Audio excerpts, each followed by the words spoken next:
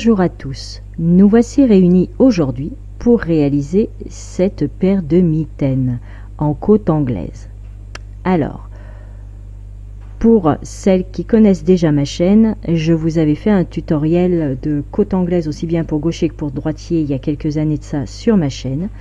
Il y a quelques mois, c'était un passe-montagne en côte anglaise et maintenant nous avons les mitaines pour aller avec.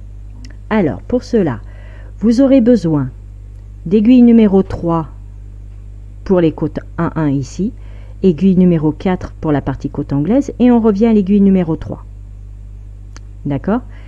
Un crochet numéro 3 juste pour faire le petit tour du pouce, franchement c'est pas bien méchant, c'est juste, sont juste des mailles serrées pour faire une plus jolie finition. D'accord? Un passe-laine pour la couture, bien évidemment une paire de ciseaux. Et dans le tutoriel, je vous le montre avec ceci, ce qui vous donne une autre idée de couleur pouvant très bien aller avec.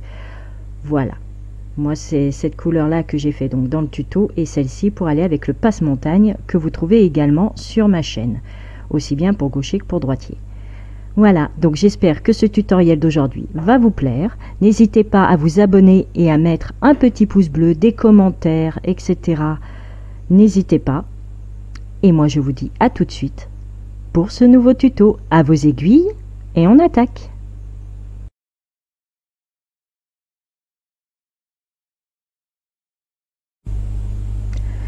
Nous allons commencer par monter 40 mailles sur nos aiguilles numéro 3.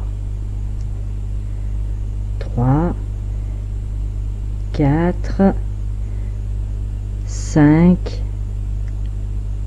6, 7, jusqu'à en obtenir 40. Une fois nos 40 mailles effectuées, nous allons venir travailler au point élastique, c'est-à-dire en côte 1-1. Donc, la première maille à l'endroit. On passe le fil, la deuxième à l'envers.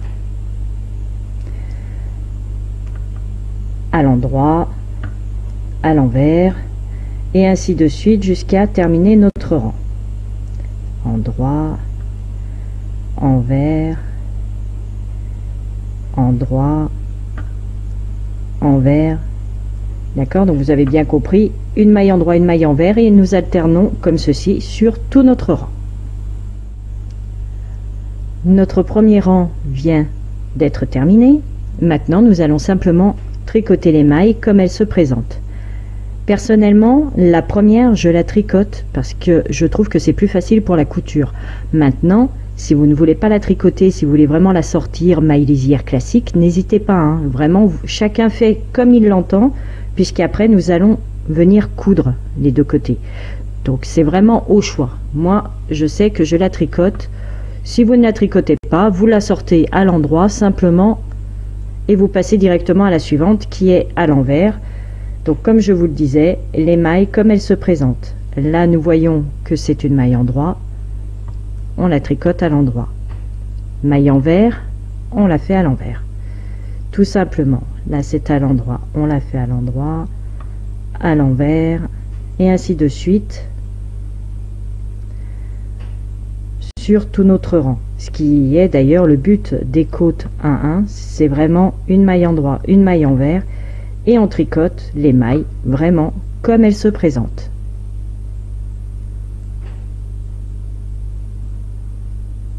D'accord?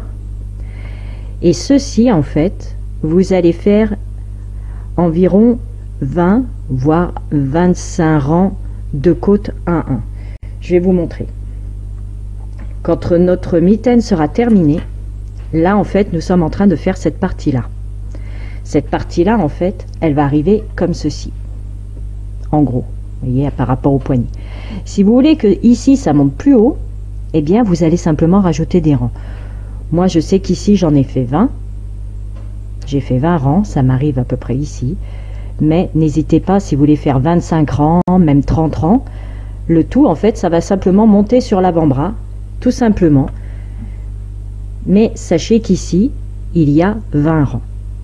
Donc je vais faire les 20 rangs, sachant que là j'attaque donc le deuxième. Et on se retrouve juste après, où là nous allons changer de taille d'aiguille et attaquer les côtes anglaises. Voilà. Ici, j'ai fait donc mes 20 rangs. Après, comme je vous disais, si vous voulez que ça monte plus sur l'avant-bras, n'hésitez pas à en faire plus, hein, il n'y a pas de souci. Là, j'ai 20 rangs. Nous allons changer d'aiguille et passer au numéro 4. D'accord? Ici, nous avons encore notre aiguille numéro 3, mais là, nous passons à l'aiguille numéro 4 et nous allons tricoter comme ceci. Donc, la maille lisière, comme je vous disais, soit vous la tricotez, soit vous la tricotez pas, c'est au choix. Moi, je la tricote. Et là, nous allons faire donc le point côte anglaise, c'est-à-dire la suivante, on la prend en son centre. Vous vous rappelez? En son centre, normalement. Celle-ci, normalement. La suivante, en son centre. La suivante, normalement. Et ainsi de suite, jusqu'à terminer notre rang. Donc, normalement, oups, que je la prenne correctement, en son centre, normalement, en son centre, et comme ceci en fait jusqu'à terminer tout votre rang. Me voici sur la fin du rang, donc je termine avec une maille en son centre et les deux dernières je les tricote normalement, une et deux. Je laisse mon aiguille numéro 3, je prends donc la deuxième numéro 4, voilà, et nous allons refaire la même opération.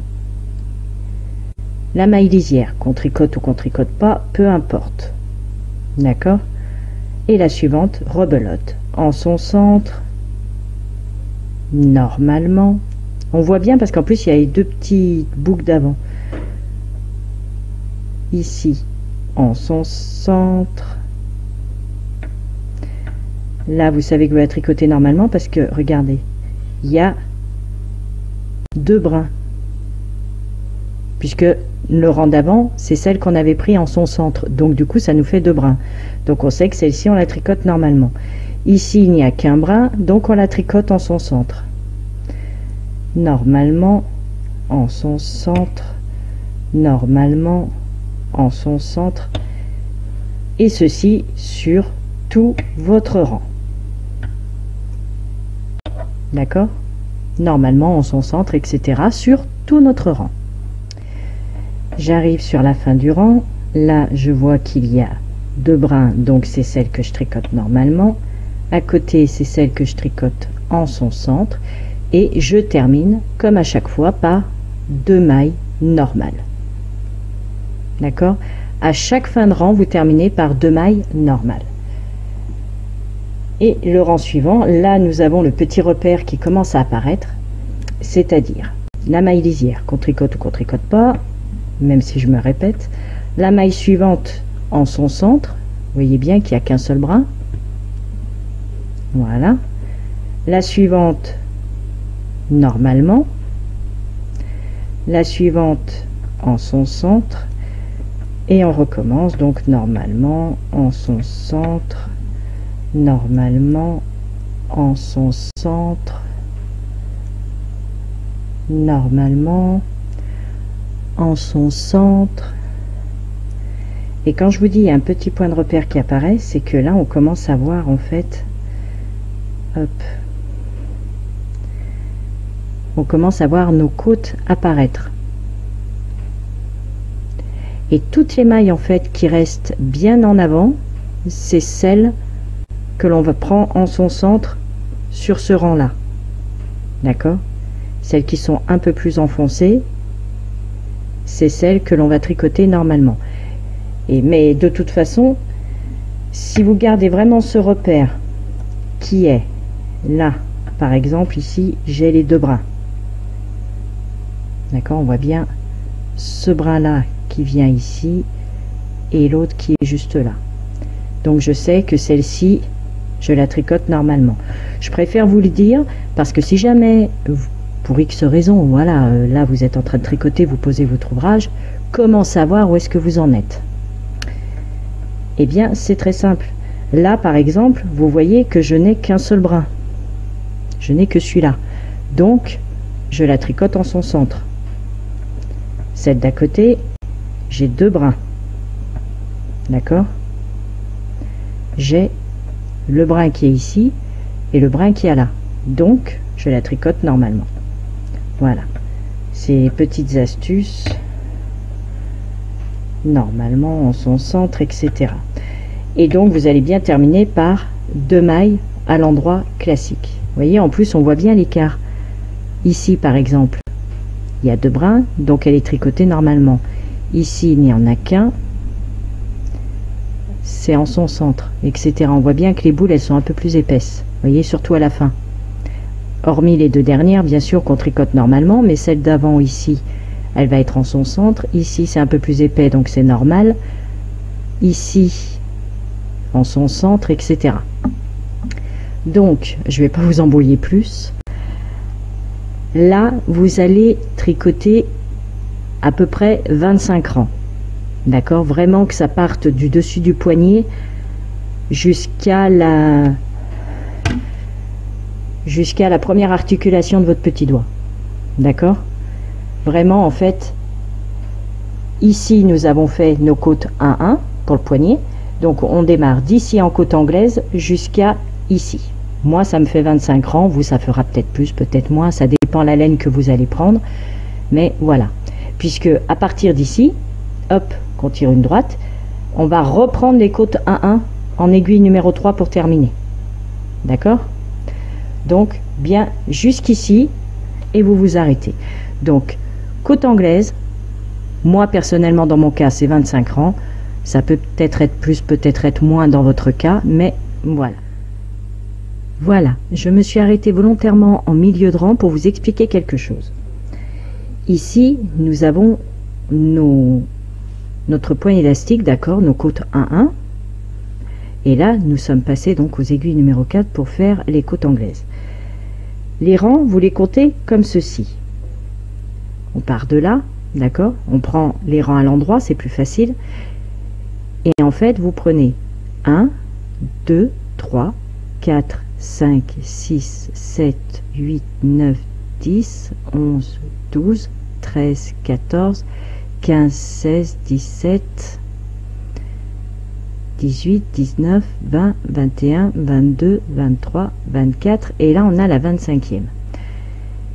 Mais la 25e, on l'a également ici. Sauf que ici, si vous regardez bien, on voit la petite boule, puisqu'on ne l'a pas encore travaillé à l'intérieur.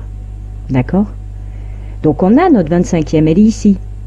Parce que si je compte, on a bien la 25e là. Donc, ce que je voulais vous dire, c'est que là, vous refaites, quand vous êtes sur votre 25e ici, là, avec la petite boule qui passe, sur l'endroit de votre travail, bien sûr, vous faites vos mailles de façon à ce que quand vous allez piquer en fait dans cette petite boule là, dans l'intérieur de la maille, ça va vous faire ceci. Puisque c'est un point où il faut 2 rangs pour en faire un. D'accord? Donc là, on a la 25e maille, mais là aussi, on a la 25e. Ce qui fait que quand on la tricote, que je vous montre, celle-ci, je la tricote normalement. Et là, donc, je tombe sur ma 25e maille. D'accord? 25e rang, en fait. Pas 25e maille, c'est vrai. 25e rang. Eh bien, je pique à l'intérieur, je passe mon fil, je fais ma maille, hop, et j'ai toujours ma 25e. D'accord? J'ai toujours mon 25e rang. La suivante, normalement. Et comme je vous dis, on a 25 rangs. Ici, 25e rang. Ici aussi. Donc, il faut quand même bien en tenir compte dans le sens où, sur l'endroit de notre travail, d'accord? On voit bien, nous sommes sur l'endroit de notre travail ici. Ok? Nous allons faire les 25 rangs, mais en terminant non pas avec la petite boule, mais en terminant bien nos mailles comme ceci. Donc, je termine le rang et nous passons avec nos aiguilles numéro 3. Me voilà de retour avec mon aiguille numéro 3. puisque nos côtes anglaises sont terminées, nous allons faire la petite bordure, comme je vous disais, en haut des doigts, exactement comme ceci, en côte 1-1. Donc là, nous allons la maille lisière, toujours pareil, on la tricote ou on la tricote pas. Moi, je la tricote, donc à l'endroit. La suivante, ben, on en profite, comme on a, vous voyez, les mailles en droit, mais la petite boule, et ben on va la garder cette petite boule et on va faire l'envers dessus. Ici à l'endroit, la suivante à l'envers, à l'endroit, à l'envers, endroit, envers. Voilà. Et vous allez venir alterner ceci sur tout votre rang, exactement comme nous avons fait au début de notre ouvrage. Une maille en droit, une maille envers, une maille en droit, une maille envers. Voici le premier rang, donc du haut de la mitaine en côte 1-1 terminé. Et maintenant, comme tout à l'heure, je reprends les mailles comme elles se présentent. Donc quand c'est à l'envers, quand c'est à l'endroit, de façon à faire nos côtes 1-1. Ça va resserrer un petit peu le haut de la mitaine, ce qui est plutôt sympa. Voilà. Et puis, grâce aux côtes anglaises, nous allons avoir des mitaines bien chaudes. Voilà. Donc, je vous laisse continuer ces côtes 1-1. D'accord? Je vous laisse continuer votre rang, tout simplement. Et ces côtes 1-1, vous allez faire simplement 10 rangs. Il n'y a pas besoin que ce soit bien haut, c'est juste pour avoir un petit haut. Vous voyez, hop, si je prends celle qui est terminée, voilà, c'est juste pour avoir une petite bordure comme ceci, là en haut. D'accord? C'est vraiment pour faire la petite finition. Quand je la passe, vous voyez, hop, on voit bien que les côtes anglaises arrivent pile poil, comme je vous le disais, sur l'articulation. Et nous avons cette petite partie supplémentaire. D'accord? Et après, nous viendrons coudre notre morceau en deux.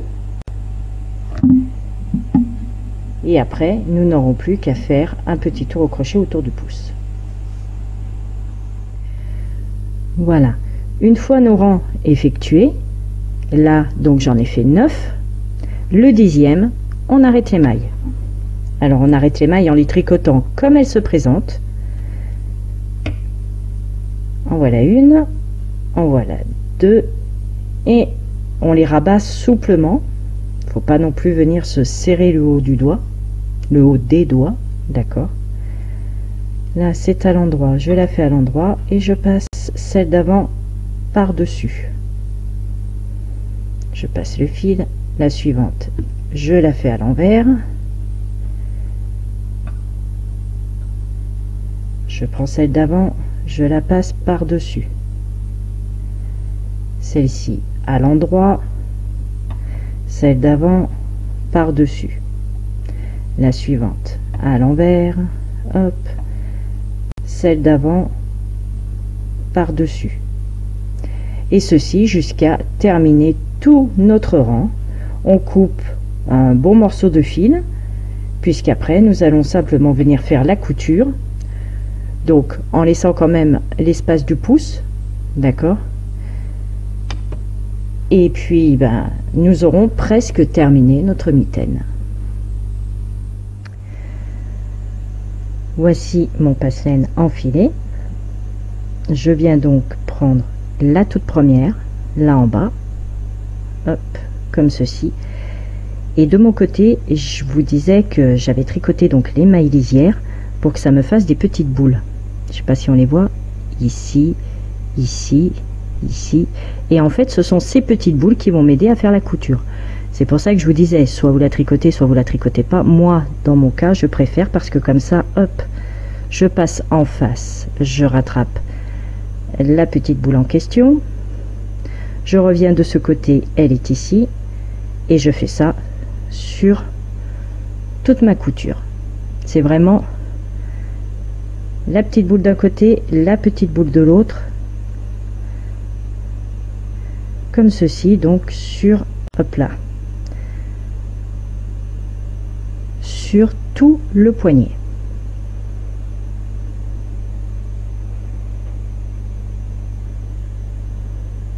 Vous voyez ici, ensuite ici, hop, on passe en face, petite boule avec petite boule, hop. Donc ceci sur toute la partie côte 1-1, et après donc vous l'essayez pour savoir où est-ce que vous vous arrêtez, vous dans votre cas, là, d'accord, parce que l'on commence quand même à coudre un petit peu les côtes anglaises, mais il faut tenir compte du pouce. Donc vous voyez où est-ce que vous voulez vous arrêter.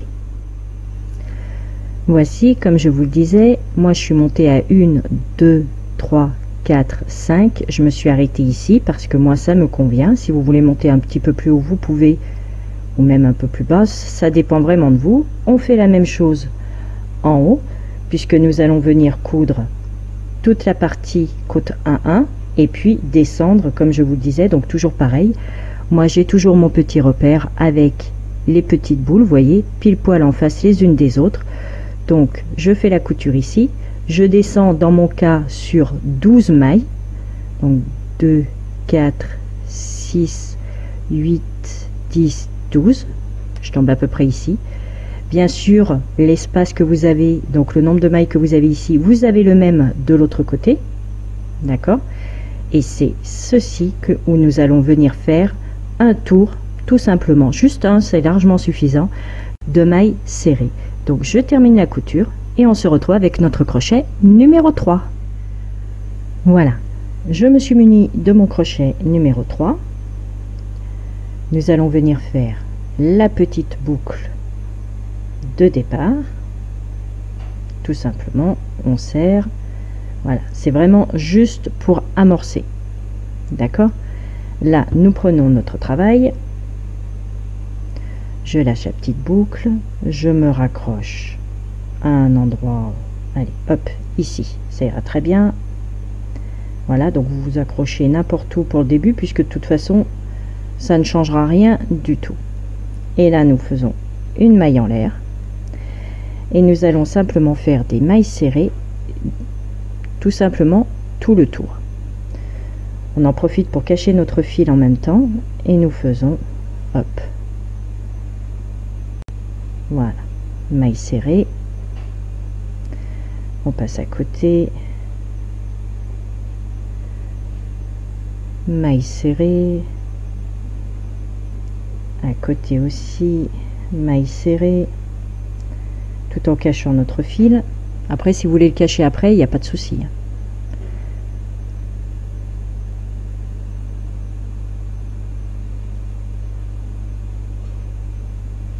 Maille serrée, et en fait nous allons faire ceci sur vraiment tout notre tour.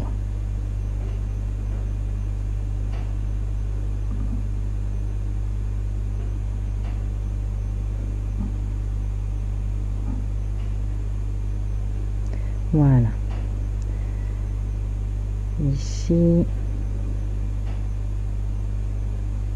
dans la couture bien entendu, faut pas l'oublier, et on passe de l'autre côté.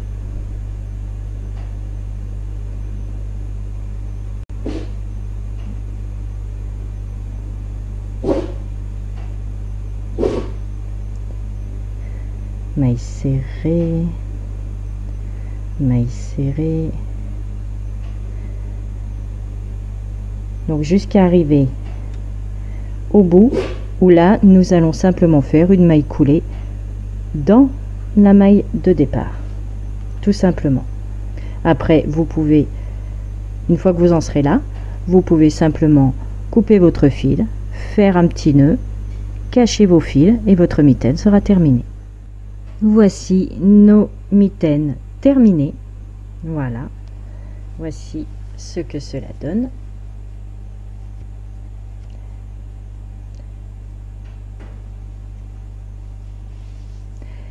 Et j'ai également le modèle qui va avec le passe-montagne que j'ai fait, je crois que c'était le mois dernier, ou il y a quelques mois, voilà, le mois dernier il me semble, oui. Et bien voilà, donc nous sommes parés pour affronter le froid. Moi je vous dis à très bientôt. N'hésitez pas à me suivre sur Instagram, sur TikTok et même sur la page Facebook. Vous avez appris de nouvelles choses concernant notre magnifique point côte anglaise bien chaud. Je vous dis à très vite, portez-vous bien, à très bientôt, bisous bisous, ciao ciao.